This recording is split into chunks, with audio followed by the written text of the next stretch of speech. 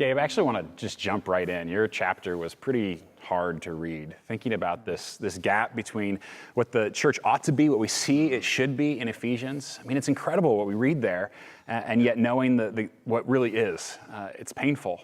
Why is that? I think one of the biggest issues as the church is that we've allowed the loudest voice in defining the family of God to be the culture rather than God himself. What do I mean? When I was at seminary at Trinity in Chicago, I had an opportunity to be a worship pastor at a small First Baptist church, and we were cleaning things out, and of all things, we found not one, but 2 organs, and figured 2 is too many.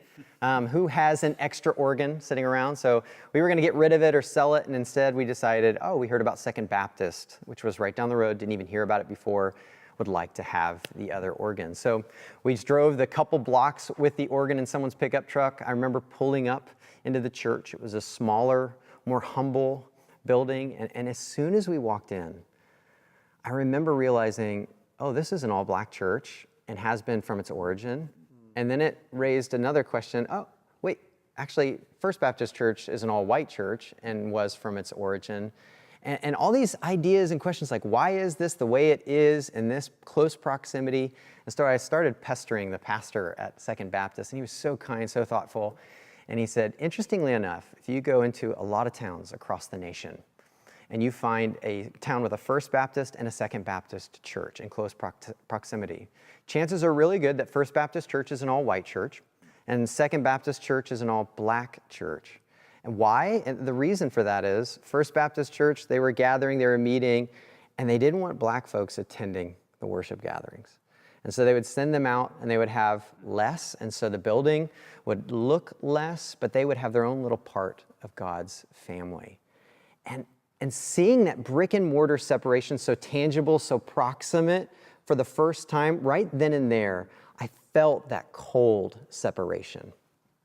Yeah, and our history as a city has such deep, painful wounds around this reality. And when you walk down Truist or Prospect, you begin to see the divisions among the people. And one of the things we understand from Scripture, there are many factors that cause this division, but we really see how sin, at its core, its hideous core, divides people. Yeah, because if you think about God's heart from the very beginning, when he calls Abraham to himself and sets up this nation, like he does that to be a light to everyone, that they are to be the doorway in which every nation, every kind of person can enter in. And obviously that didn't work the way it was supposed to. But even in the early church, you see that like the issue that they struggled with was trying to figure out how do we as Jews and Gentiles, what does it look like for us to get along, to worship Jesus? I mean, it was the big issue. I mean, so much so that like Peter, he had to have a vision from God. To be able to welcome in Cornelius and his family. God had to like specifically say, no, the Gentiles, I died for them as well. And then like Peter's all in for like 5 minutes and then he kind of backs up and sort of begins to question that in different settings. And Paul like has to say, like, Peter, like this is not okay. Yeah. And what's so powerful about that to me is that means that this is not, it's not a side issue, it's not a hobby, it's not a cause. Like this is central to the gospel of deciding who's in and who's out is a really, really, really big deal to God. And so Gabe, knowing that gap is here, how do we begin to overcome that? Yeah, and that's one thing I've always loved about the way that God works in the world is that he doesn't seem to provide these overly complex, solutions to these problems, but really the first step is very simple. To be clear, simple in idea, very, very difficult in practice. And it reminded me of the Luther Vandross song, you have to love the one you're with, One of the most heartbreaking ironies, and I know you guys have felt this too, is that those who are most vocal and passionate verbally about the unity of the church simultaneously just seem to have the greatest difficulty loving and really persevering in any church. And the church, the family of God, it's a long journey, and it always starts with loving the ones you're with. Because you can't expect to love those that have this huge cultural gap way over there or even across the street if you can't love the person who's sitting right next to you that has a gap of 1 millimeter. And that's what the Apostle Paul is calling us to. Not perfection, but a growth in the maturity of the right kind of love that reflects Christ, the kind of love that he talks about in 1 Corinthians 13, verse 7. A love that bears all things, that hopes all things, that believes all things, and endures all things. And we need to grasp that that kind of love, that unconditional, supernatural, godlike love, is only made possible in gospel transformation. That's right. And gospel transformation has both a vertical dimension and a horizontal one. Sometimes we think the gospel is just about me and God being reconciled, but it's really not only me and God, but it's me and my brother or sister. Yes. And we need to capture that. And Paul really highlights that in Ephesians chapter 2. He brings the vertical and horizontal together in the first century context of the Jew and Gentile, which was massive divides sociologically and so forth. But notice in the text in verse 14, speaking of Jesus, says, he is our peace who made both groups one. Isn't that amazing? And tore down the dividing wall of hostility. And then in verse 16, he says, he did this so that he might reconcile both to God in one body. So we see this beautifully pictured in the local church of vertical reconciliation and horizontal reconciliation in the gospel. Gabe, how does the church become a place where anybody, truly anybody, can become family?